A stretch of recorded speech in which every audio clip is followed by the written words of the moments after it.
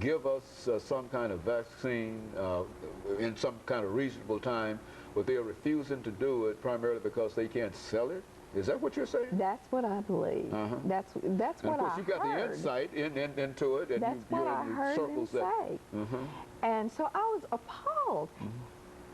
But I'll tell you who is funding it, and it's Bill and Melinda Gates. They have put more money into vaccine research than the federal government, and certainly more than pharmaceutical companies. So they are going to give it to the world if they ever get it to happen. But I think that's the only way we're ever going to bring the epidemic to an end, because people's behavior is not going to change that much.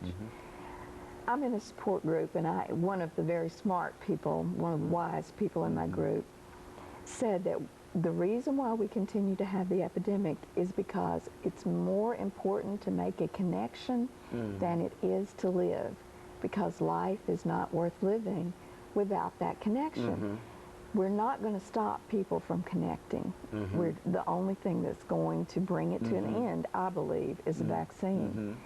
And I have had lots of letters telling me that they wished that their tax dollars did not go to support me, keep me alive, don't help me give any medicine. Now, you found that to be an attitude that people have exhibited in reference to this disease? In the last 2 years, never until this last 2 years, I'd never had hate mail, but now I get it. And my response is, we're a community, and it's important that we be kind to each other. And I guess the thing that got me on the President's Council, and the thing that allowed me to speak at the National Convention, is because I have a spiritual outlook on this. I believe that it's here to teach us how to love each other. And the whole story about the pharmaceutical companies, that's not love.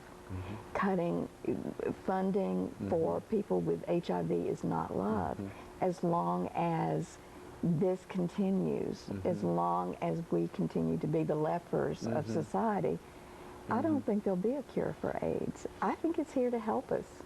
Well, now, what you're saying is that this is a disease that perhaps we'll have to deal with almost for the rest of, maybe for the rest of this century. It could I believe so. And of course, it's spread and all over the world. Yes. Some of the countries in Africa and some of the other countries where the problem is, some of the eastern countries, some of the problems are much greater here than in the United States. And still, you believe that nobody's going to do anything about to help eradicate this disease?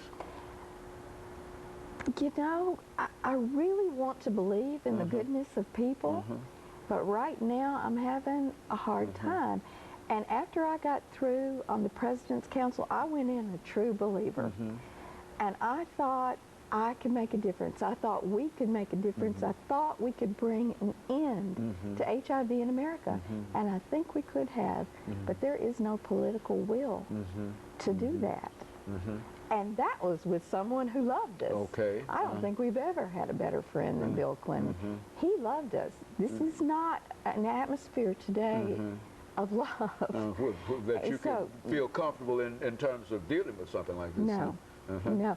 In fact, I have never worried about speaking to the children until this past year. And you asked me about the Centers for Disease Control and Prevention.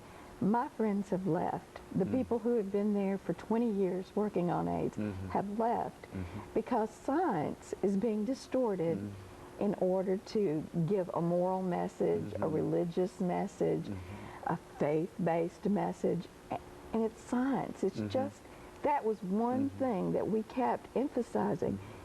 Follow the science. If the science says this works, let's give that a try. But they're not willing to follow the science of it all. You know, as an educator and as an HIV prevention educator, let's use your knowledge over the last 2 minutes that we have you to speak to young people in reference to this disease. Take the entire 2 minutes to sort of give some of the information that you give when you go out and talk to them, and so, because I think many of them are here listening to us now. Go on. I talk to kids about my own life, and I tell them that I got pregnant at 17 and I didn't realize I wasn't a virgin because nobody would talk to me. And today, we still have people who don't want to discuss these issues. So they have to find a safe person. Sometimes I'm the safe person. I'm a grandmotherly person at this point, and the kids feel safe with me, but they have to find a safe person to tell them everything they need to know about sexuality so that they can be safe. If they don't have information, they're going to make mistakes. They're kids. Their brains are not fully developed yet. The brains won't be developed until they're 25.